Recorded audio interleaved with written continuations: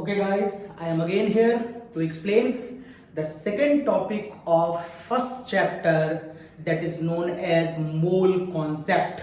Your chapter name is some basic concept of chemistry, and today's heading of this chapter is mole concept. And it is very interesting and a lot of microscopic informations you have in this chapter. So let's start. What is the mole concept? Mole concept में एक term आपका already सुना हुआ है, पहले मैं इसी की बात कर लेता हूं, मोल। तो what do you know about the mole? तो आपने formula first year high school में सुना है। मोल का एक formula wait upon molecular wait, ये पिछले लेक्चर में भी मैंने आपको बताया था, लेकिन इस लेक्चर में मैं ये बताऊंगा ये फॉर्मूला आया कैसे। मोल बराबर एक फॉर्मूला हो सकता है volume at STP upon 22.4 litre, मैं बताऊंगा ये फॉर्मूला कैसे आया। और मोल का एक फॉर्मूला होता है एन अपॉन एवोगैड्रो नंबर, जो कुछ ऐसा होता है। ओके, तो मोल के बारे में आपको एक मोटा मोटा फॉर्मूला मालूम है। अब इन तीनों को यूज करके एक इंफॉर्मेशन हम निकाल सकते हैं। पहले छोटी मोटी हम बातें कर लें आपसे। तो एक फॉर्मूला में इन्हीं तीनों को एक साथ अगर लिखूं तो मैं इसको ऐसे लिखूंगा कि mole equals to weight upon molecular weight, mole equals to volume at STP upon 22.4 litre, and mole equals to N upon Avogadro number. मैंने मोल के ही तीनों फॉर्मूले हैं, सबको इक्वलाइज कर दिया और ये सब मोल के बराबर होता है। ठीक, अब इस इक्वलाइजेशन वाली इक्वेशन से आप एक बात समझ सकते हैं कि अगर मैं आपको कोई इंफॉर्मेशन वेट के रिस्पेक्ट में दूं और आपसे वॉल्यूम एट एसटीपी पूछ लूं तो शायद आप निकाल पाए। फॉर एग्जांपल, अगर मैं आपसे कहूं कि बताओ 5 ग्राम CO2 गैस का वॉल्यूम एट एसटीपी क्या होगा, अगर मैं आपसे ये पूछूं तो आप समझ जाएंगे कि मैंने वेट दिया है और वॉल्यूम पूछा है, so it is better to use this combination. आप कह सकते हैं कि सर, आप कहेंगे weight upon molecular weight upon volume at STP upon 22.4 litre. Weight दिया गया है आपको 5 ग्राम, CO2 का मॉलिक्यूलर वेट आपको निकालना आता होगा, C का एटॉमिक वेट 12 और ऑक्सीजन का 16, लेकिन ऑक्सीजन 2 बार है तो 2 से मल्टीप्लाई, ये 32 और ये 12 उसमें ऐड कर देंगे तो शायद 44। तो weight upon molecular weight equals to, आपसे पूछा गया है वॉल्यूम एट एसटीपी अपॉन 22.4, फॉर्मूले में होता है ये 22.4 कहां से आया मैं बताऊंगा। इस तरीके से आप इसका आंसर निकाल ले जाएंगे। ये क्वेश्चन नंबर 1 हो सकता था आपका, it is your question number 1। या हो सकता है आप एक क्वेश्चन और बना लें यहां पर। अगर मैं आपसे कहूं कि we have 5 litre carbon dioxide gas at STP, then find out number of molecules of CO2 gas, then find out number of molecules of CO2 gas। इस समय मैंने आपको 5 लीटर आपको वॉल्यूम दे रखा है और मैं आपसे नंबर पूछना चाहता हूं, मींस ये पूछना चाहता हूं, मींस यू बेटर नो कि this time we have to use this combination to do calculation of this numerical. One variable is given and one variable is asked in the question, so you have to apply volume at STP upon 22.4 liter equals to n upon 6.023 into 10 की power 23. Here 5 liter CO2 gas at STP is given, so it is better to put it 5 liter here and 22.4 liter is equals to n upon 6.023 into 10 की power 23. So by calculation you can find out number of molecules of CO2 gas in 5 liter of CO2. You can do it. One more question we can take. Suppose we have 5, suppose we have 12 into 10 की power 23 molecules. We have a question, 12 into 10 की power 23 molecules of ammonia gas. We have find out its weight in gram. Find out its weight in gram. Again, see here, one information is given in the term of number and one information is asked in the term of weight. So you better know, you have to use this combination, this and this. You have to use this combination for doing the calculation of this numerical. So you can write weight upon molecular weight upon n upon 6.023 into 10 की power 23. Both are the formula of the moles. Because you have to calculate weight, numerical is based on the ammonia and you better know what is the molecular weight of the ammonia.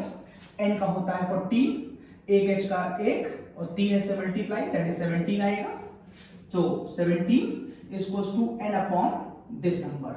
So you can calculate the value of weight if you put the value of the number of molecules, and that is 12 into 10 की power 23, and you can easily find out the weight of solute in this numerical. Okay. तो मैंने आपको ये high school की information से छोटा सा एक न्यूमेरिकल और एक मैं कहूँ एक वार्म अप आपको खाली दिया है. ये न्यूमेरिकल आपने श्योरली हाई स्कूल में लगाए होंगे. अब यहाँ से मैं इसकी थोड़ी सी डिटेल खोलता हूँ. चलिए, मैं सबसे पहले यहाँ पर जानना चाहता हूँ कि साहब ये 22.4 लीटर कहाँ से आ गया.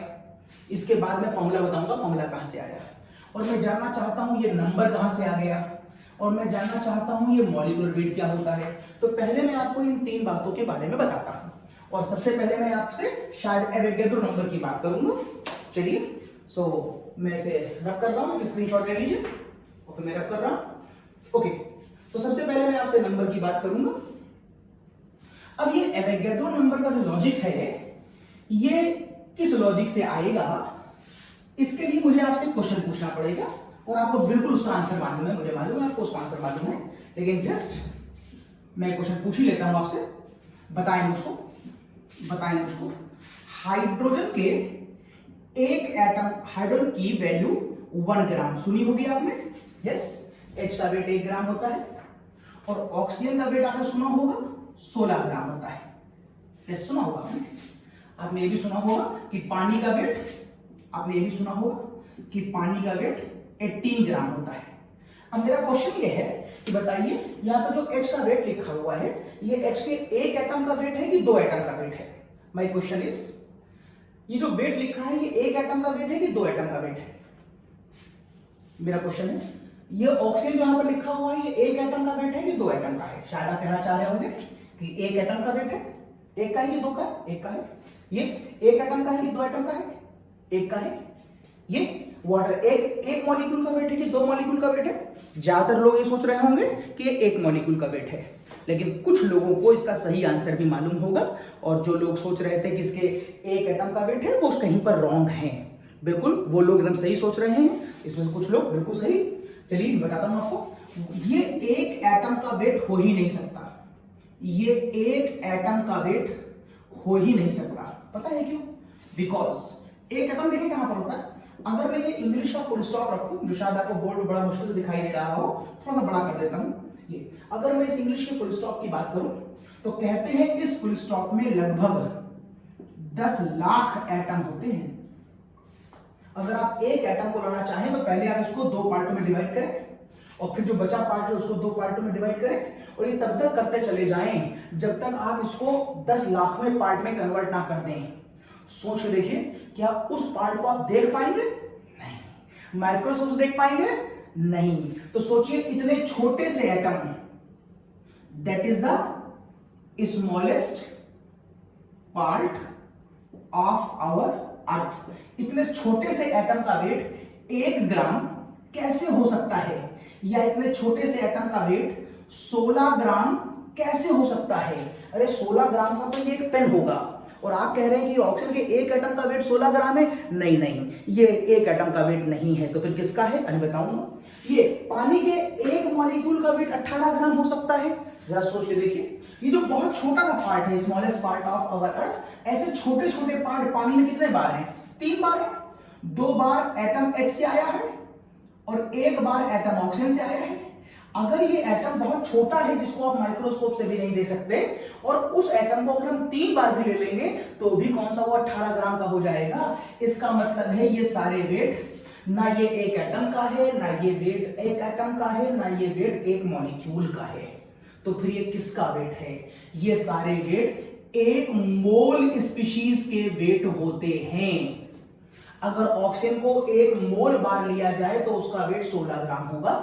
अगर हाइड्रोजन को 1 मोल बार लिया जाएगा तब उसका वेट 1 ग्राम होगा। और अगर पानी को 1 मोल टाइम लिया जाएगा तब उसका वेट 18 ग्राम होगा। अब क्वेश्चन उठता है कि आप सीधे मोल पर कैसे पहुंच गए, आप मोल का मतलब क्या कहना चाहते हैं। तो देखिए हुआ क्या।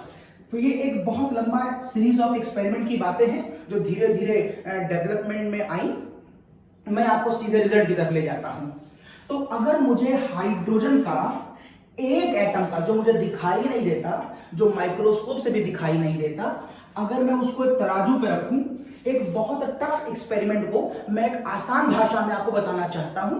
एक्चुअल में आपका एम एक्सपेरिमेंट समझना नहीं है कि कैसे एटॉमिक वेट और मॉलिक्यूलर वेट कैलकुलेट किए गए, आपको समरी की तरफ जाना है। क्योंकि जिस तरीके से कैलकुलेट किए गए वो तो एक लंबा चौड़ा एक्सपेरिमेंट और एक्सपेरिमेंट और प्रूफ है जिसका नाम है मास स्पेक्ट्रोग्राफी। तो आपको उसकी तरफ नहीं जाना। तो मैं आपको हल्का सा घुमा करके खाली समराइज करता हूं और आपको हिंट, आपको लिंक कर दूंगा कि वो निकाला कैसे गया होगा। तो मैंने मान लिया एक तराजू है और इस वेट के ऊपर मैंने एटम का एक वेट रखा। तो एक वेट रखने पर इसके जो मेजरमेंट की रीडिंग है उसमें कुछ रीडिंग ही नहीं आई। इसका मतलब एक एटम का वेट हम तौल ही नहीं पाए। तो हमने एक वेट और रखा, एक एटम और, एक एटम और, एक एटम और। मैं लगातार इस पर एटमों की संख्या बढ़ाता गया। अच्छा मैं बता दूं मैं कौन सा एटम रख रहा हूं। दुनिया का सबसे जो छोटा एटम है मैं उसी को मान लेता हूं, एक्सपेरिमेंट मैंने लिया है। अब मैं इसके ऊपर एटम का वेट बढ़ाता जा रहा हूं, एटम के नंबर बढ़ाता जा रहा हूं, लेकिन मैं देख रहा हूं कि जो इसके रेफरेंस में जो रीडिंग है, जो मान लीजिए इलेक्ट्रॉनिक अगर वेट भी है तो वहां पर जो रीडिंग है वो हिल ही नहीं रही है, रीडिंग आई नहीं रही है।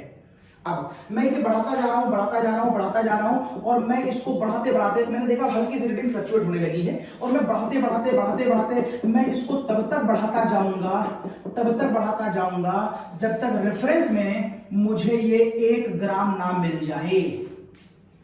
मतलब मैं दुनिया के सबसे छोटे एटम की बात कर रहा हूं तो सीजीएस में सबसे छोटी यूनिट भी लेना चाहता था। मैं जानबूझ करके H को इलेक्ट्रॉनिक बैलेंस पर इतने बार रखना चाहता था कि सीजीएस की सबसे छोटी यूनिट आ जाए ताकि मैं सही से चीज को तौल पाऊं। और यहां पर 1 ग्राम को लादने के बाद जब मैंने ये देखा कि मैंने कितने एटम तराजू पर रख दिए तो मालूम चला इस तराजू पर रखे गए एटमों का नंबर 6.023 इंटू 10 की पावर 23 आया। इस एक्सपेरिमेंट को करने वाला साइंटिस्ट जिसका नाम था एवोगैड्रो, तो चूंकि वो इस नंबर तक आने के लिए इतने नंबर रख चुका था तो उसने कहा अब इस नंबर को आप एवोगैड्रो नंबर कह दीजिए। एवोगैड्रो, आप इस नंबर को एवोगैड्रोस नंबर कह दीजिए। मैंने आपसे पहले कह दिया है एक टफ एक्सपेरिमेंट को मैं एक आसान भाषा में कन्वर्ट कर रहा हूं।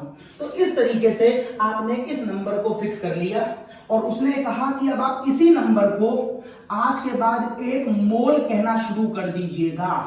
और जब भी आपसे कोई पूछे कि 1 मोल में कितने पार्टिकल होते हैं या कितने नंबर होते हैं तो आप 1 मोल में इतने नंबर बोलिएगा।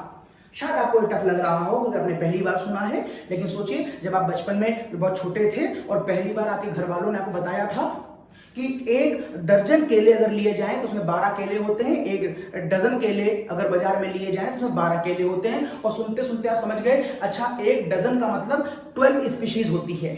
अब मैं कह सकता हूं मेरे पास 1 डजन पेन है मतलब 12 पेन है, मेरे पास 1 डजन स्कूटर्स हैं मतलब मेरे पास 12 स्कूटर हैं, मेरे पास 1 डजन मकान है इसका मतलब है मेरे पास 12 मकान हैं, मेरी क्लास में 1 डजन बच्चे बैठे हैं मतलब 12 बच्चे बैठे हैं। तो आप 1 डजन का मतलब 12 समझते हैं। ठीक वैसे ही आप आज के बाद आप कहेंगे कि 1 मोल जैसे एक डजन में 12 नंबर फिक्स है, वैसे एक मोल में ये नंबर भी फिक्स मान लिया गया। ओके, अच्छा ये मैंने इतना करने के बाद मैंने क्या करना शुरू करा, इतना करने के बाद मैंने इसी नंबर को, मैंने इस वेट को एक फिक्स वेट मान लिया। मैं इस वेट को अपना एक फिक्स वेट मान ले रहा हूं, और उसके बाद अब जब भी कुछ तौलूंगा तो हमेशा इस फिक्स वेट के रेफरेंस में तौलूंगा। ऐसा मैं करने जा रहा हूं केमिस्ट्री में। और जब किसी को किसी रेफरेंस में तौला जाता है तो हम उसे कहते हैं रिलेटिव वेट, हम उसे कहते हैं रिलेटिव वेट। ये ठीक वैसा ही जैसे सामान्य जीवन में आप बाजार में आटा खरीदने जाते हैं और आप कहते हैं कि 1 किलो आटा दे दो, तो बताइए वो 1 किलो आटा, वो 1 किलो आटा वो आटे का अपना एक्चुअल वेट है या वो रिलेटिव वेट है जो आप बाजार से 1 किलो आटा खरीद के लाए? सोचिए, वो रिलेटिव वेट है। कैसे? क्योंकि वो 1 किलो आटा बगल में एक तराजू का बाट रखा था जो 1 किलो का था, उस 1 किलो के रेफरेंस में मैंने इसको तौला था, इसलिए इस आटे का वेट जो है वो रिलेटिव वेट है। मैंने सीधे आटे का वेट नहीं नापा किसी एक्सपेरिमेंट से, मैंने इस 1 किलो के बाट से इसको कंपेयर किया है। ये 1 किलो का बाट किसने बनाया? क्या हर देश में 1 किलो के बाट अलग अलग होते हैं? यस, सारे देशों में 1 किलो के बाट डिट्टो सेम होते हैं, कोई बदलता नहीं है। इसको पूरे वर्ल्ड ने एक डिसाइड किया कि सारे weight measurement all over world same होने चाहिए, वरना यहां से हम मान लो 100 किलो आटा भेजें और अमेरिका के वेट में कुछ वेरिएशन हो तो फिर वो अब मेरा वेट और अपने वेट को कंपेयर कैसे करेंगे? तो ऑल ओवर वर्ल्ड ने सारे वेट को फिक्स माना और इन वेट को फिक्स करके इनके जो स्टैंडर्ड पैरामीटर है वह स्विट्जरलैंड की एक म्यूजियम में रखे हुए हैं। जब भी किसी को स्टैंडर्ड अपना चेक करना होता है तो हमेशा इंडिया का एक सर्टेन वेट, एक उस म्यूजियम के वेट से हर साल चेक किया जाता है कि हम इस वेट को फॉलो कर रहे हैं कि नहीं, और इंडिया के उस एक सेंट्रलाइज्ड वेट को फिर प्रदेशों में और सारी स्टेट भेजा जाता है कि आप चेक कर लीजिए आपके सारे वेट इससे हैं कि नहीं। और फिर वो स्टेट गवर्नमेंट अपने डिपार्टमेंट से अलग अलग दुकानों पे कभी कभी क्रॉस चेक कराती है कि कोई शॉपकीपर चोरी तो नहीं कर रहा है, सबके वेट 1 किलोग्राम के ही हैं कि नहीं। Means all over the world wait सबका बराबर आना चाहिए। और जब ये वेट बराबर आ जाता है तो बाजार में हम जितनी भी चीजें खरीदते हैं वो हमेशा एक रिलेटिव वेट में नापी जाती हैं। ये हमारे सामान्य जीवन में होता है। ऐसे ही 1 लीटर का जो आपके यहाँ दूध वाला आता है वो लेके आता है और वो नाप कर इसमें देता है, वो क्या है? वो 1 लीटर का एक वेसल है और ये all over the world 1 litre का वेसल फिक्स होता है। आप जो दूध लेते हैं वो भी रिलेटिव कैलकुलेशन है, वो उस वेसल से कैलकुलेट की जा रही है। 1 लीटर दूध आपने एक्चुअल उसको नहीं नापा है, वो एक रिलेटिव स्टैंडर्ड के साथ नापा गया है। ओके, अब जैसे मैंने संसार में जीवन जीने के लिए स्टैंडर्ड पैरामीटर बनाए हैं, वैसे केमिस्ट्री के अंदर भी मैंने चीजों को नापने के लिए एक स्टैंडर्ड पैरामीटर बनाया और मैंने इसको फिक्स वेट मान लिया 1 ग्राम। अब इसके रेफरेंस में जब भी मैं कुछ तौलूंगा तो वो रिलेटिव वेट कहलाएगा। फॉर एग्जांपल आपको मालूम है हीलियम को हम कहते हैं कि इसका एटॉमिक वेट 4 ग्राम है, 4 ग्राम है। अभी मैं बात करूंगा आपसे थोड़ी सी, 4 ग्राम है। अब अगर ये 4 ग्राम है तो आप कह सकते हैं कि ये हीलियम जो है वो हाइड्रोजन के 1 मोल हाइड्रोजन के वेट से 4 टाइम भारी है। या आपने सुना होगा ऑक्सीजन जिसका एटॉमिक वेट 16 ग्राम होता है, तो आप कहेंगे कि इसका वेट इसके कंपैरिजन में 16 गुना भारी है। इसका मतलब है आपको इस ऐसे 16 वेट रखने पड़ेंगे अगर आपको ऑक्सीजन को 16 ग्राम नापना है तो। और या फिर आप कह सकते हैं ऐसे ही पानी का वेट जो है वो 18 ग्राम है। तो केमिस्ट्री में जितने भी वेट आपको पढ़ाए जाते हैं वो सारे पहली बार तो एक रिलेटिव वेट हैं। ओके, एक रिलेटिव वेट है। चलिए, तो मैंने आपको यहां पर ये बात छोटी सी बताई कि ये नंबर एवोगैड्रो नंबर है, इस नंबर को मोल कहते हैं। जैसे 12 नंबर को डजन कहते हैं वैसे इसको मोल कहते हैं। अब इतने नंबर के रिस्पेक्ट में जो वेट नापा गया, इतने नंबर के रिस्पेक्ट में जो वेट नापा गया उसी को हम एटॉमिक वेट भी कह सकते हैं और उसी को हम मॉलिक्यूलर वेट भी कह सकते हैं। अंतर क्या होगा? अगर आप नापने वाली चीज को एटम ले रहे हैं तो आप इस वेट को एटॉमिक वेट बोलेंगे, अगर आप नापने वाली चीज को मॉलिक्यूल ले रहे हैं तो आप उसे मॉलिक्यूलर वेट बोलेंगे। एज अ स्टैंडर्ड सबसे पहले किस वेट को तौला गया? मैं मान लेता हूं H को तौला गया, H का वेट 1 ग्राम मान लिया गया। उसके बाद केमिस्ट्री की किसी भी चीज को जब तौला जाएगा तो उसका रेफरेंस तौला जाएगा और आप उसे कहेंगे कि वो उस चीज का रिलेटिव वेट है। ओके, इसका एक स्नैपशॉट ले लीजिए, मैं इसे हटाऊंगा, इस पूरे पार्ट को हटा रहा हूं और फिर मैं आगे चलता हूं। ओके, ये मैंने हटा दिया। तो मैं आपको एवोगैड्रो नंबर का लॉजिक कहां से आया बता दिया, एटॉमिक वेट कैसे आया ये बता दिया, उसे रिलेटिव वेट कहते हैं मैंने आपको ये भी बता दिया। ओके, चलिए अब हम बात करते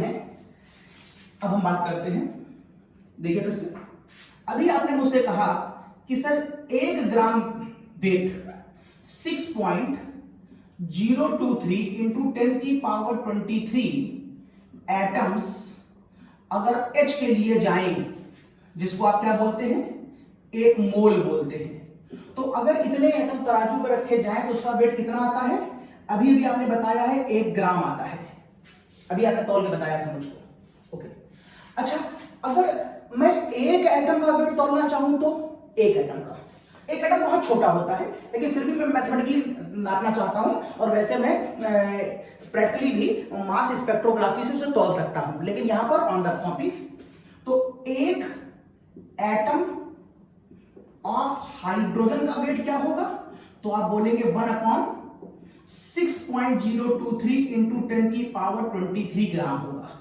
जब मैं इसको सॉल्व करता हूं तो यहां से वैल्यू कुछ 1.67 के आसपास इंटू 10⁻24 ग्राम आती है।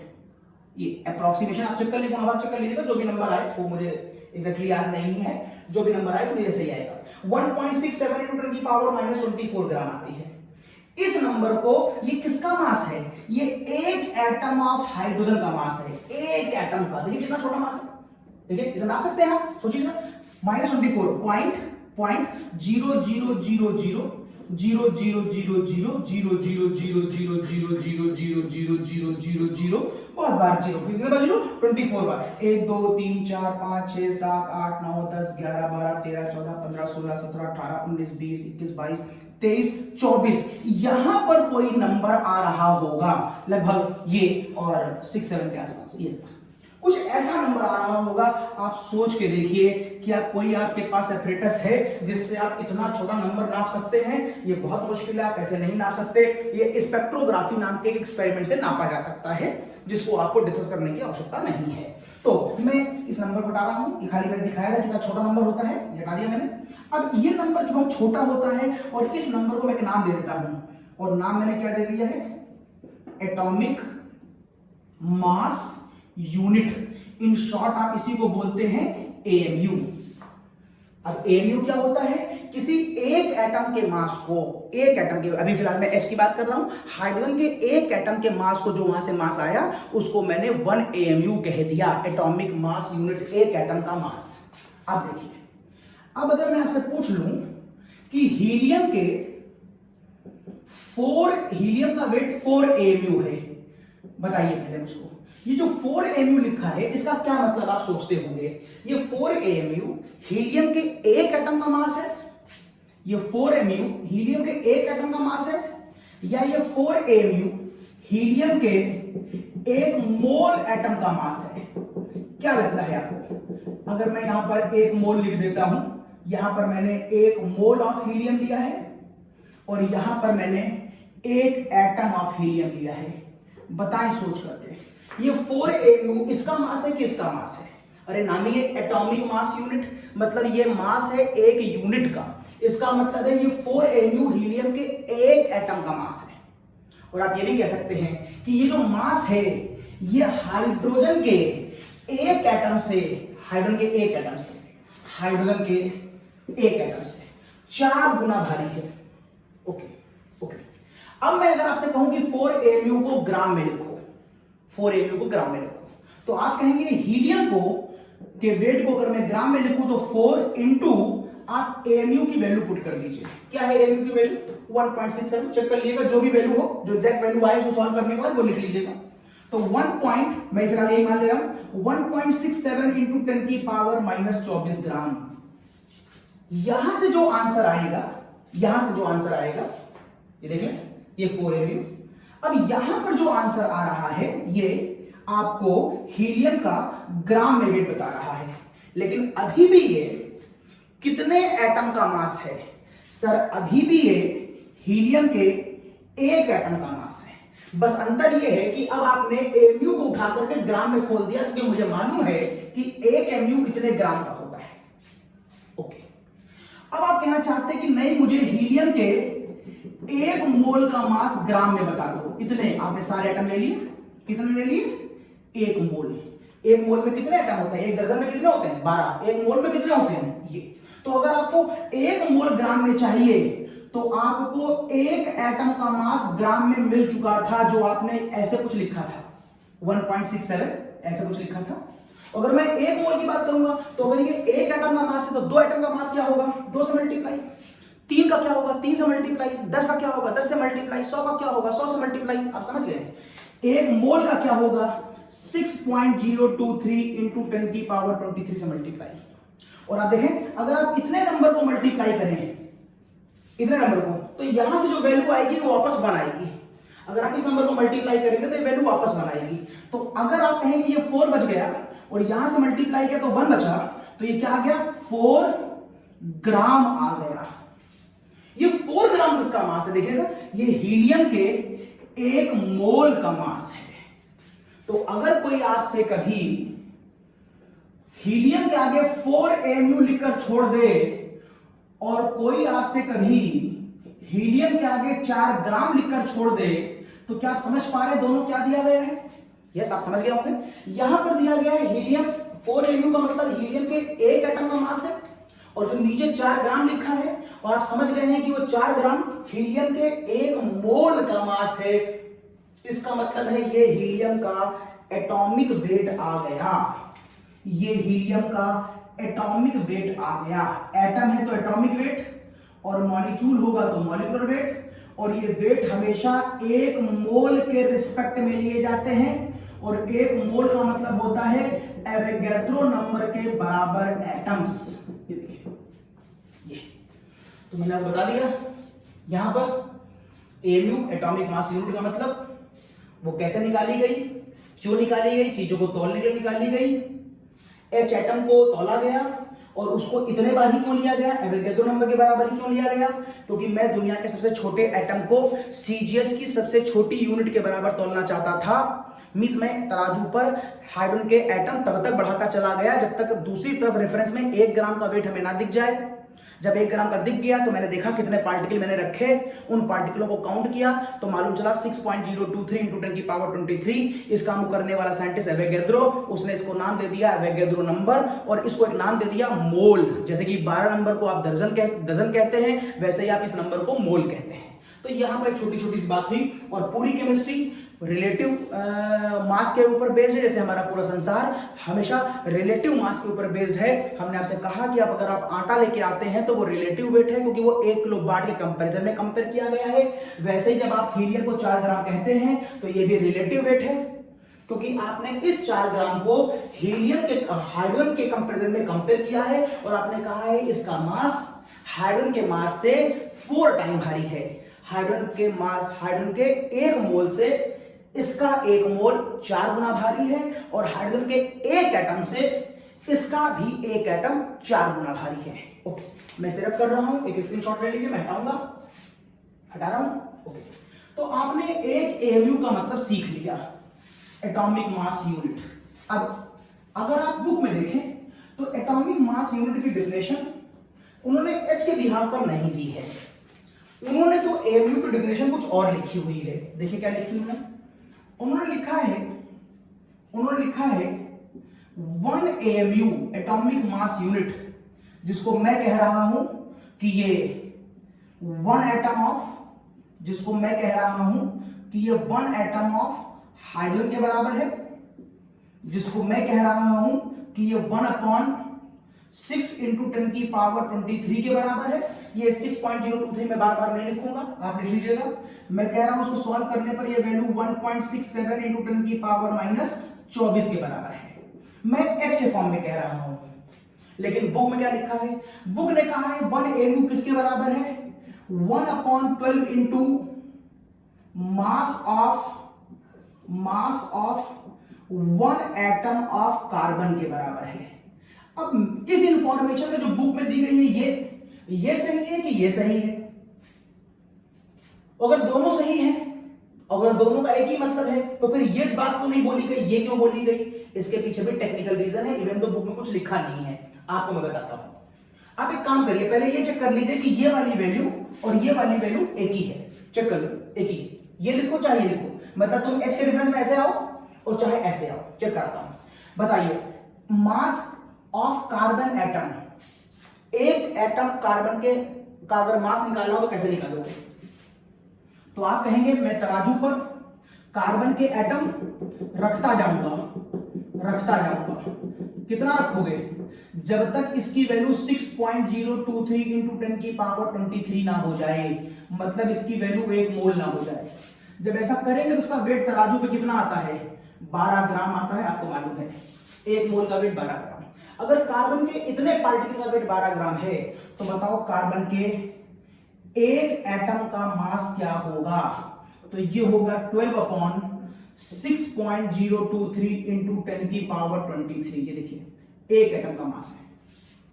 अब जरा इस वैल्यू उठाइए और इस फॉर्मूले में पुट करिए, तो आप कहेंगे 1/12 तो लिखा हुआ है, ये फिक्स फॉर्मूले से आया है, और इनटू अगर आप ये नंबर कर दें तो 12/6.023 इंटू 10 की पावर 23। देखिए ये और ये कट गया, जो नंबर बच रहा है वो 1/, दिस नंबर बच रहा है। और देखिए वही नंबर तो मैंने यहां पर लिखा था, ये देखिए। इसका मतलब है आप H को ऐसे सॉल्व करें या कार्बन को आप ऐसे सॉल्व करें, दोनों का आंसर सेम आ रहा है। अगर दोनों का आंसर सेम आ रहा है तो बुक में इस डिफिनेशन पर एम्फसाइज क्यों करते हैं, इसको क्यों नहीं बात करते हैं, बताऊंगा भी। वैसे अगर आपने गौर किया हो तो आपकी कुछ बुक्स में एक डिफिनेशन और लिखी हुई है, मैं यहां लिखता हूं। एक डिफिनेशन आपको किसी, अगर आपकी बुक में नहीं तो कुछ और किताबें पढ़िएगा, आपको कहीं ना कहीं दिख जाएगी। एक एमयू की एक डिफिनेशन कुछ किताबों में और दी गई है, और वो है 1/16 into mass of 1 atom of oxygen 16। और मैं बताऊंगा कि इसका आंसर भी वही आएगा जो इसका आंसर आ रहा था। और फिर सोचेंगे कि 2-3 डिफिनेशनें क्यों बनाई जा रही हैं, क्या वजह है। चलो पहले चेक कर लें, बताएं। अगर मैं ऑक्सीजन का एटॉमिक वेट निकालना चाहता हूं तो क्या करूं? तराजू पे कितने एटम रखूं ऑक्सीजन के? आपको मालूम है तराजू पर मुझे 1 मोल ऑक्सीजन रखने पड़ेंगे। मैं ऑक्सीजन की बात कर रहा हूं, ऑक्सीजन के एटम की बात कर रहा हूं, क्योंकि ऑक्सीजन के एटम का ही एटॉमिक वेट 16 होता है, तो O2 की बात नहीं कर रहा हूं, ऑक्सीजन के एटम की बात कर रहा हूं, ध्यान रखिएगा, एटम की बात कर रहा हूं, O2 की नहीं कर रहा हूं। तो जब मैं यहां पर रखता जाऊंगा कितना रख दूंगा? 6.023 इंटू 10 की पावर 23। ऐसा करने पर जो तराजू पे वेट आएगा वो 16 ग्राम आएगा। मींस 1 मोल ऑक्सीजन के एटम का वेट 16 ग्राम होता है। तो बताओ एक एटम का वेट कितना होगा? आप बिल्कुल समझ गए होंगे, एक एटम का वेट 16/6.023 इंटू 10 की पावर 23 होगा। मैं कई जगह खाली 6 लिख के बढ़ जाऊंगा, आप समझिएगा वो 6.023 है। अब अगर एक एटम का वेट ये होगा तो उसको उठाओ, इस फॉर्मूले में पुट कर दो। 1/16 मैंने पहले से ही बाय डिफॉल्ट लिख रखा है, इंटू एक का वेट 16/6 इंटू 10 की पावर 23। ये कट गया, देखिए यहां पर वही नंबर आया जो यहां पर आ रहा था, और ये वही नंबर है जो यहां पर आ रहा था। इसका मतलब है आप एएमयू की डिफिनेशन चाहे कार्बन के टर्म में दीजिए, चाहे ऑक्सीजन के टर्म में दीजिए, और चाहे H के टर्म में दीजिए, एक ही बात है, सेम आंसर आएगा। फिर क्या बात है कि हर किताब में हर टीचर केवल आपको इसी फॉर्मूले को बताने की कोशिश करता है, और वो कहता है कि नहीं ऐसा कोई फॉर्मूला नहीं है। वजह समझिएगा, वजह यह है कि फॉर्मूले तो तीनों सही हैं, आपको जो अच्छा लगे वो फॉलो कर लीजिए, लेकिन टेक्निकल प्रॉब्लम एक है जिसकी वजह से हम केवल कार्बन वाले ही फॉर्मूले को फॉलो करते हैं। अगर आप उस टेक्निकल प्रॉब्लम पे ना जाएं और सामान्य केमिस्ट्री पढ़ रहे हो तो आप किसी भी चीज को मान लीजिए आपका काम चल जाएगा। मैं आपको टेक्निकल प्रॉब्लम बता दे रहा हूं, वो टेक्निकल प्रॉब्लम क्या है, क्यों हर किताब में इसी फॉर्मूले को सही माना जा रहा है, इवन तो सब कुछ सेम होने के बावजूद भी। समझिएगा, ये मैं रब कर रहा हूं और यहां पर अपनी बात लिखूंगा मैं। इसके पीछे वजह है, सोचिएगा, अगर मैं आपसे कहूं कि ये बाट 1 किलोग्राम का है, जस्ट सपोज ये बाट 1 किलोग्राम का है, और जस्ट सपोज ये मान लेता हूं, ये मान लो किसी X नाम के एटम का बना है। एक बाट और है, ये भी 1 किलोग्राम का है, और ये Y नाम के एटम से मिलकर बना है। ये बाट, ये वेट जो बाजार में है वो, और मैंने कहा एक वेट और है, और इसका भी 1 किलोग्राम है, और ये Z नाम के एटम से मिलकर बना है। आप इन तीनों में से किसको स्टैंडर्ड पैरामीटर मानना चाहेंगे? मतलब आप इस दुनिया में कोई भी चीज तौली जाए तो इनमें से किसके रेफरेंस में तौली जाए, आपको क्या अच्छा लग रहा है? आपको लग रहा होगा सर इसमें कौन सी बड़ी बात है, इन तीनों में कोई भी ले लो, क्या फर्क पड़ता है? आप समझिएगा, वैसे तो फर्क नहीं पड़ता है, लेकिन जब मैंने इनकी प्रॉपर्टी पढ़ी तो मुझे मालूम चला कि साहब ये कभी कभी अपने मन से बदल जाते हैं, ये कभी कभी अपने मन से बदल जाते हैं, अपना वेट ही बदल लेते हैं, ये इनकी प्रॉपर्टी है। अरे हमने कहा तुम भैया अपना वेट बदल लोगे तो फिर हम कैसे मालूम चलेगा कि तुमने 1 किलोग्राम ही तोला है कि कुछ और तोला है? हमने कहा ना ऐसा करोगे तो मैं तुमको नहीं लूंगा। हमने कहा तुम, लेकिन साहब हम भी बदल जाते हैं, हम भी कभी ज्यादा हो जाते हैं कभी कम हो जाते हैं। हमने कहा अरे तुम तो बेकार आदमी हो यार, हमें तुम्हें नहीं चाहिए। हमने कहा तुम, तो हम कभी नहीं बदलते, ये मेरा नेचर है, जेड नाम के एटम का नेचर है। वो कहता है कि मैं कभी नहीं बदलूंगा, मैं फिक्स रहूंगा। इसका मतलब है फिर मैं इसी को अपना स्टैंडर्ड पैरामीटर बनाऊंगा। मींस देखने में लग रहा था सब कुछ सेम आंसर है, लेकिन कुछ इसमें वेरिएशन आने की संभावना जिनमें होती है उनको छोड़ देते हैं। अब देखिए H नाम के एटम में वेरिएशन आने की संभावना होती है। सुनिए क्यों? क्योंकि हाइड्रोजन एटमॉस्फेयर में केवल यही नहीं होता है, इसका एक और भाई होता है जिसका नाम होता है ड्यूटेरियम, और इसकी एक बहन भी होती है जिसका नाम होता है ट्राइटियम। ये देखिए, ये देखिए, और इस H के रेफरेंस में इन लोगों की परसेंटेज अकॉर्डिंग टू कंडीशन और अकॉर्डिंग टू नेचर वेरिएबल है। और अगर इनकी परसेंटेज वेरिएबल है तो फिर इन तीनों से निकलने वाला जो वेट होगा, कभी ये ज्यादा है कभी ये ज्यादा है, तो जो रिजल्टेंट वेट आएगा, अभी मैं आपको नेक्स्ट हेडिंग में एवरेज वेट निकाल के दिखाऊंगा। एवरेज वेट निकाल के दिखाऊंगा। एवरेज वेट का मतलब होता है इसकी परसेंटेज इंटू इसका वेट, इसकी परसेंटेज इंटू इसका वेट प्लस इसकी परसेंटेज इंटू इसका वेट अपॉन 100, ये एवरेज परसेंटेज कहलाती है, और वही इन सबका सम कहलाती है। लेकिन सपोज करिए ये 93%, सपोज कर रहा हूं, मुझे एग्जैक्टली नहीं मालूम है, ये 93% है, मैं मान लेता हूं ये 4% है, और मैं मान लेता हूं ये 3% है। आपने इस समय इसको ये परसेंटेज में देखा, लेकिन कल परसों में मालूम चला कि साहब इसमें इसकी परसेंटेज कम हो गई, इसकी ज्यादा हो गई, या आपने देखा किसी और जगह पर इनकी परसेंटेज में वेरिएशन आ रहा है। इसका मतलब है आप इसका एवरेज वेट जो भी निकाल रहे हैं उसे फिक्स नहीं मानेंगे, क्योंकि वो बदल रहा है। अगर वो बदल रहा है तो आप इसे स्टैंडर्ड पैरामीटर कैसे मान सकते हैं?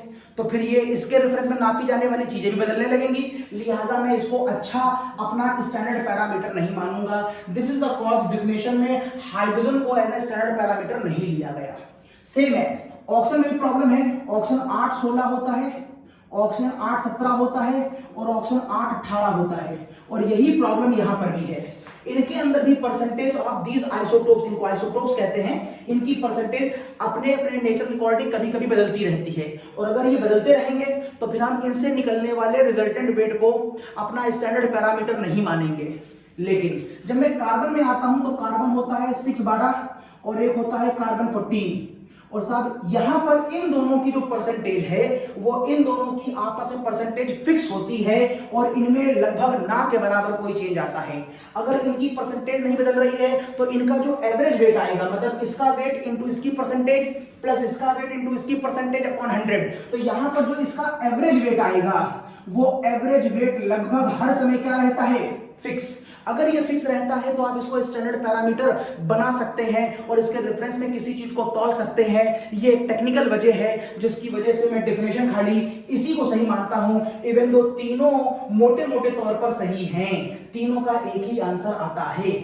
तो एएमयू के बारे में बता दिया मैंने आपको, और एएमयू में सभी किताबों में ये कार्बन की डेफिनेशन क्यों लिखी हुई है और हर टीचर आपको यही क्यों एम्फसाइज करता है, उसकी वजह भी मैंने आपको बता दी।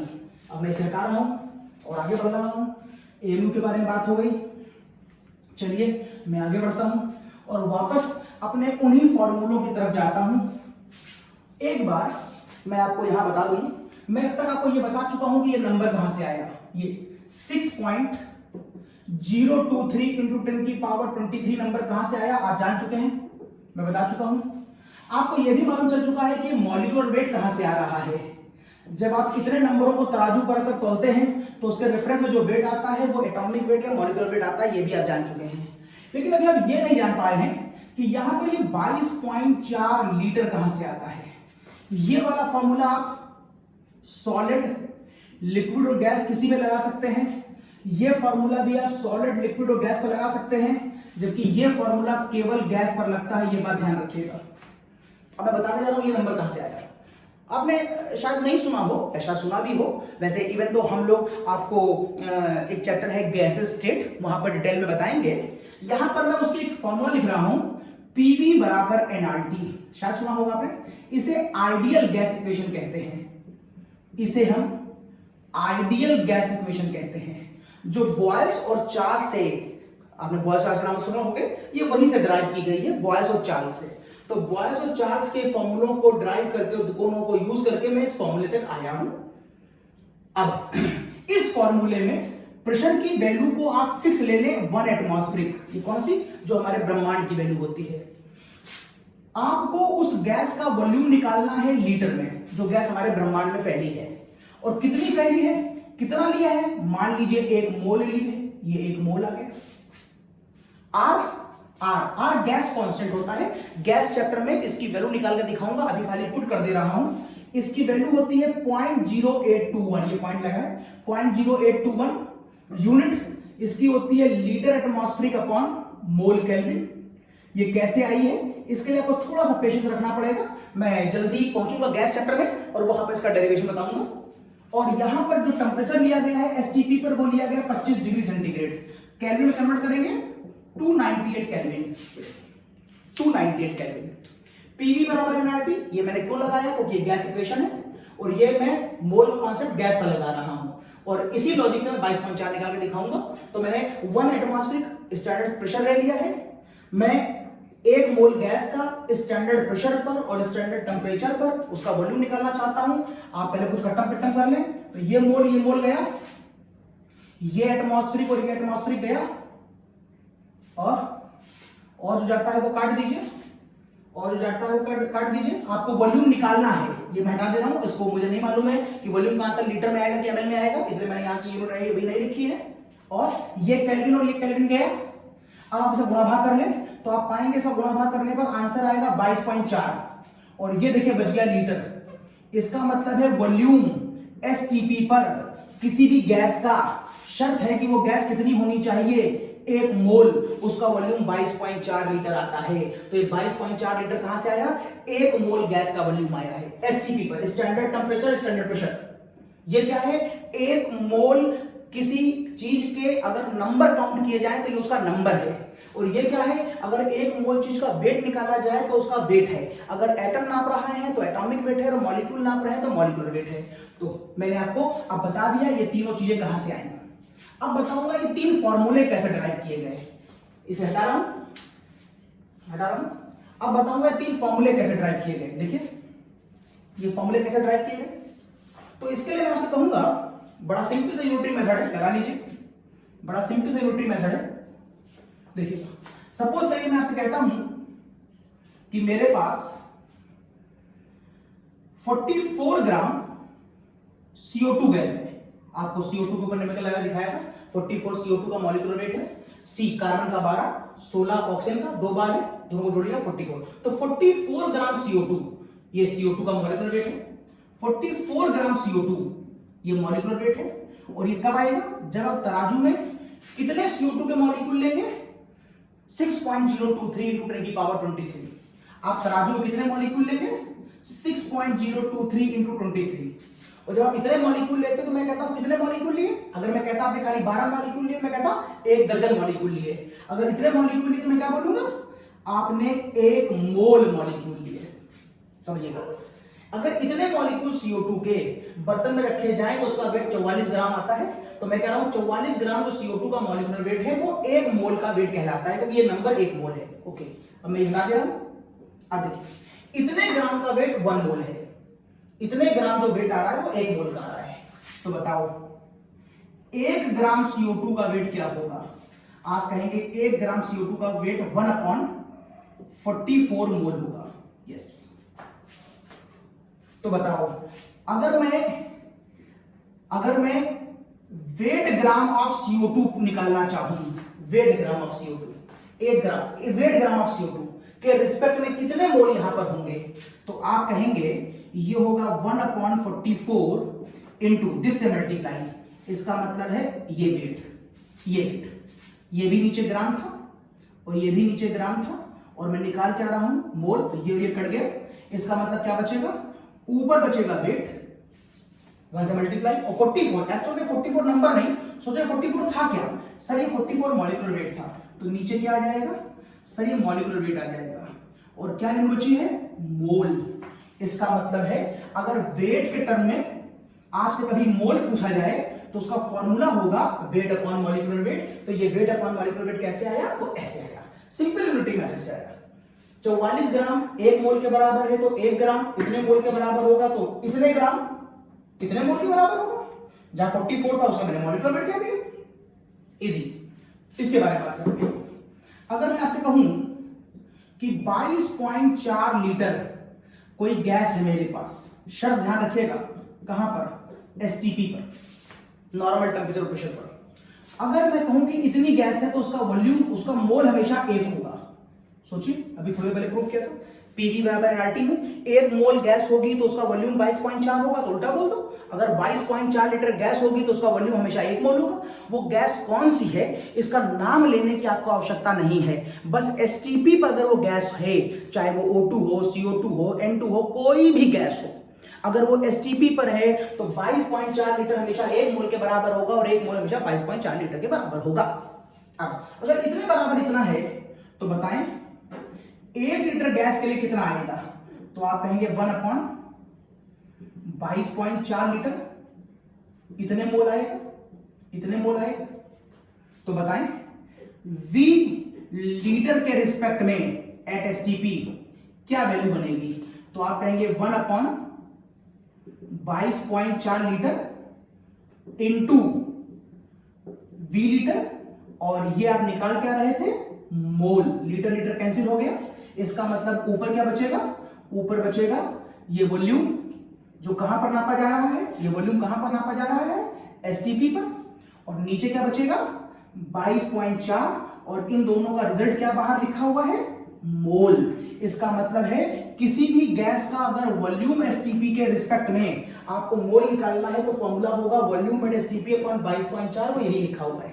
तो फॉर्मूले कहां से आए, बड़े सिंपल लॉजिक से आ रहे हैं। ये नंबर कहां से आया, आप कहते हैं 6.023 इंटू 10 की पावर 23। अगर मेरे पास पार्टिकल्स हैं, अब ये पार्टिकल्स, अगर मैं एटम की बात कर रहा हूं तो एटम होंगे, मॉलिक्यूल की बात कर रहा हूं तो मॉलिक्यूल होंगे, और आयंस की बात कर रहा हूं तो आयंस होंगे, पेन की बात कर रहा हूं तो पेन होंगे, चेयर की बात कर रहा हूं तो चेयर होंगे, स्टूडेंट की बात कर रहा हूं तो स्टूडेंट होंगे, कुछ भी हो सकता है। अगर मैं इतने केलों की बात कर रहा हूं तो केले भी हो सकते हैं। इतने मॉलिक्यूल जब लिए जाते हैं किसी स्पीशीज के तो वो हमेशा 1 मोल कहलाता है, बता चुका मैं आपको, इतने लोग लिए जाते हैं तो वो 1 मोल कहलाता है। तो बताओ अगर 1 पार्टिकल लिया जाएगा तो क्या होगा, तो आप कहेंगे सर अगर 1 पार्टिकल लेंगे तो ये 1/6.023 इंटू 10 की पावर 23 मोल के लिए आएगा, ये इतने मोलों के लिए होगा। ओके, अब अगर आपसे मैं कह दूं बताओ अच्छा n पार्टिकल है मेरे पास, अच्छा बताओ मेरे पास n पार्टिकल है तो तुम क्या करोगे, तो आप कहेंगे इतने पार्टिकल के लिए 1 मोल था तो 1 पार्टिकल के लिए नीचे पार्टिकल चल रहा होगा, बाहर मोल। अब 1/6.023 इंटू 10 की power 23 particle into n particle, और बाहर क्या लिखा है आपने, मोल चल रहा है, पार्टिकल पार्टिकल कट गया तो बोलो क्या बचा, n upon Avogadro number, n0 भी कहता हूं मैं इसको, n अपॉन n0, और ये किसका फॉर्मूला आ गया है, ये मोल का आ गया है। मींस n पार्टिकल के टर्म में अगर मोल निकालना होगा तो फॉर्मूला हमेशा n अपॉन n0 होगा। मैंने बता दिया आपको ये नंबर कहां से आए, फिर मैंने बता दिया ये फॉर्मूले कहां से आए, और इन फॉर्मूलों पर बेस स्टार्टिंग में मैंने आपको न्यूमेरिकल भी बता दिए थे। इसका स्नैपशॉट लीजिए, हटा रहा हूं उसको, आगे चलता हूं। अब थोड़ी सी बात और हल्की सी करूंगा आपसे, थोड़ी सी बात और करूंगा, फिर बहुत अच्छे एक कॉन्सेप्ट पे आऊंगा थोड़ी देर के बाद। फिलहाल यहां पर देखिए, अगर आपको क्वेश्चन में वॉल्यूम एट एसटीपी दिया गया है तब तो आप आराम से फॉर्मूला लगाकर मोल निकाल लेंगे। सोचिए जरा उस कंडीशन को जहां पर आपको वॉल्यूम एट एसटीपी नहीं दिया गया है। फॉर एग्जांपल मैं आपसे कह रहा हूं H2 गैस है और वो एसटीपी पर है। देखिए मैं क्वेश्चन बना रहा हूं, H2 गैस है, वो एसटीपी पर है, कितनी है, 2 लीटर है, बताओ कितने मोल गैस है। तो आप समझ गए, ये बराबर हो जाएगा एसटीपी अपॉन 22.4 लीटर, और आप समझ गए ये 2 अपॉन 22.4 जो भी आपका होगा वो आंसर आ जाएगा। लेकिन अगर एसटीपी ना दिया जाए और क्वेश्चन कुछ इस तरीके से हो, देखिएगा मेरे पास कोई एक मेटल है, अननोन है, मुझे उसका नाम नहीं मालूम, लेकिन वो कितना है 0.2 ग्राम है, और जब उसकी रिएक्शन मैंने H2SO4 से कराई तो वो कहता है ऐसा करने पर वो क्या बनाएगा, मेटलिक सल्फेट और H2 गैस निकालेगा। यस, और ये बैलेंस इक्वेशन है। यहां पर ये भी इसके आगे कोएफिशिएंट 1 है, इसके आगे भी कोएफिशिएंट 1 है, इसके आगे भी कोएफिशिएंट 1 है, इसके आगे भी कोएफिशिएंट 1 है। यदि ऐसा होता है, अगर सबके आगे कोएफिशिएंट 1 है तो इसको मैं कहता हूं ये मेरी बैलेंस इक्वेशन है, ये मेरी बैलेंस इक्वेशन है। और बैलेंस इक्वेशन पर आप क्या लगा सकते हैं, मोल कॉन्सेप्ट। आप मोल कॉन्सेप्ट केवल तभी लगा सकते हैं जब इक्वेशन बैलेंस्ड हो। अगर वो इक्वेशन बैलेंस नहीं है तो आप मोल कॉन्सेप्ट नहीं लगा पाएंगे। फिलहाल ये इक्वेशन बैलेंस है, बस मुझे इसका नाम नहीं मालूम है, उससे मुझे कोई फर्क नहीं पड़ता, ये कुछ भी होगा, जिंक होगा, कॉपर होगा, वगैरह वगैरह, जो चाहे सो होगा, डजंट मैटर। तो आप अगर ये मोल कॉन्सेप्ट लगा देंगे तो आप कह सकते हैं कि इसका मोल बराबर इसका मोल बराबर इसका मोल और बराबर इसका मोल हो सकता है। चूंकि मुझे इसके बारे में दिया गया है दैट इज 0.2 ग्राम, और एक इंफॉर्मेशन इसके बारे में भी दी गई है, वो क्या है, वो दिया गया है मुझको कि इस पूरे प्रोसेस में जो यह H2 गैस निकलती है वो 150 ml निकलती है इस रिएक्शन से। और ये घटना जिस वेसल में हो रही है वहां पर ये गैस जब टक्कर मार रही होगी दीवार पर तो एक प्रेशर भी डेवलप कर रही होगी, और कितना प्रेशर डेवलप कर रही है, उसने कहा मान लीजिए 750 ml का प्रेशर डेवलप कर रही है, इतने ml गैस इतना प्रेशर डेवलप कर रही है। और ये एक्सपेरिमेंट किस टेंपरेचर पे हो रहा है, उसने कहा मान लीजिए एक्सपेरिमेंट 27 डिग्री सेंटीग्रेड पर हो रहा है। तो मुझे बताइए इस मेटल का मॉलिक्यूलर वेट क्या होगा, ये पूछा है।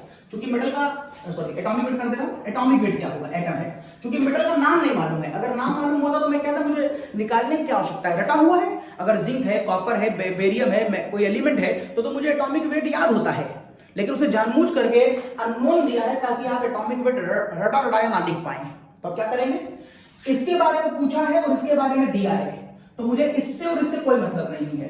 तो आप कह सकते हैं number of moles of metal equals to number of moles of hydrogen gas.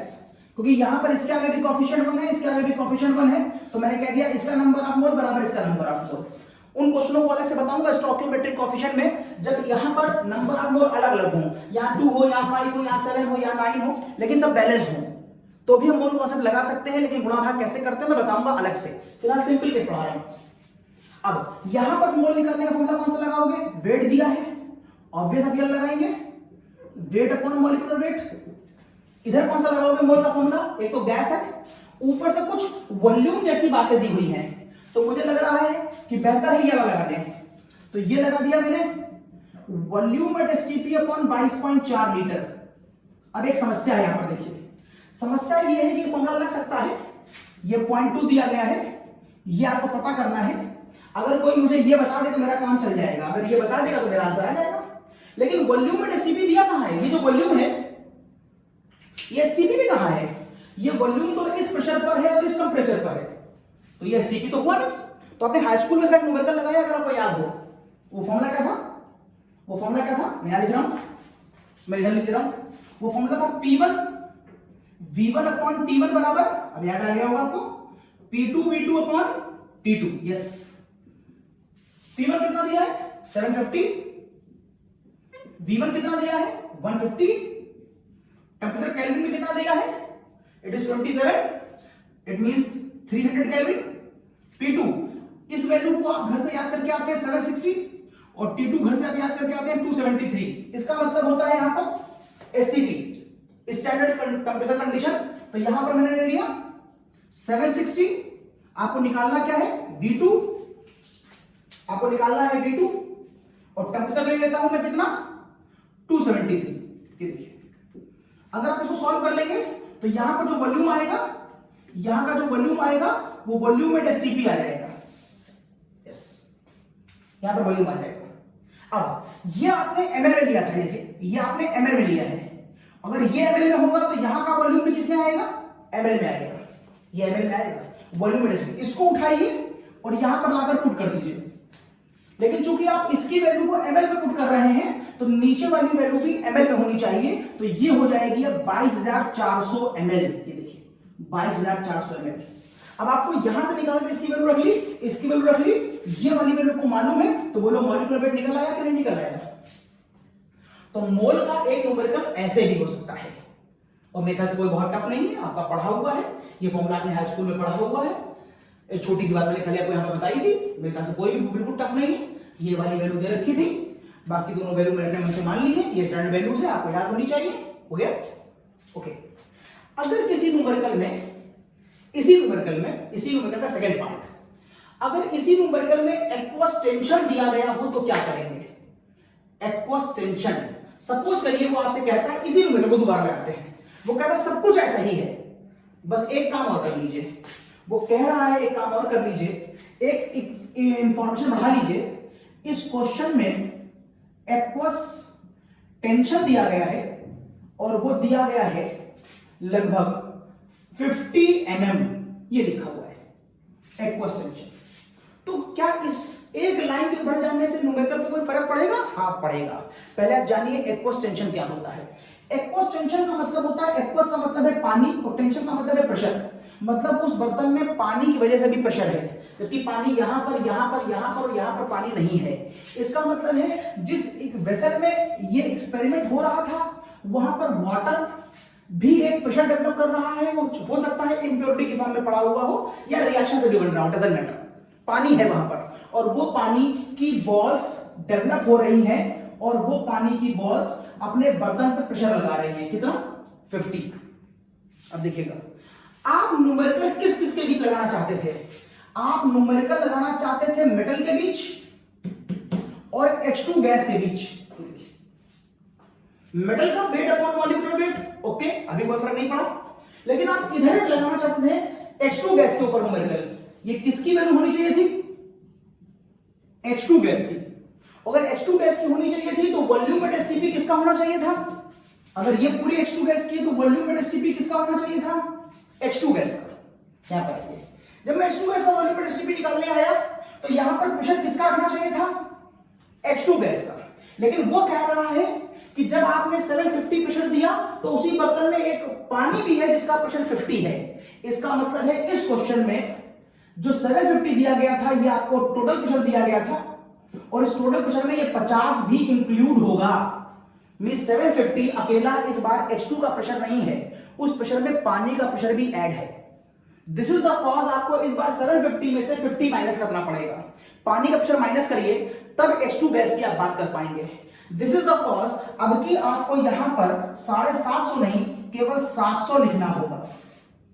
हाँ, वॉल्यूम जो गैस का निकला है इसमें कोई चेंज नहीं, बाकी कोई चेंज नहीं है, बाकी आप सारी वैल्यू वैसे ही पुट करेंगे, बाकी सब कुछ वैसे ही। बाकी वॉल्यूम एट एसटीपी यहां पर जो आएगा वो किसका आएगा? H2 गैस का आएगा। इसको उठा के आप वापस यहां रखेंगे, ml में रखोगे तो नीचे ml, लीटर में रखोगे तो नीचे लीटर, और फिर आपको मॉलिक्यूलर वेट ऑफ मेटल मिल जाएगा। मींस ऐसे न्यूमेरिकल दो कैटेगरी में बटे हुए हैं बुक में आपकी, या तो विद एक्वस टेंशन दिए गए हैं और या विदाउट एक्वस टेंशन दिए गए हैं। इतना कर ले, और फिर मोल कॉन्सेप्ट का थोड़ा सा बचा हुआ पार्ट जो स्पेशल कैटेगरी है वो मैं आपको मोल कॉन्सेप्ट के सेकंड पार्ट में बताता हूं। इतना कॉपी कर ले। After a short commercial break अगले लेक्चर में मिलते हैं मोल कॉन्सेप्ट का सेकंड पार्ट।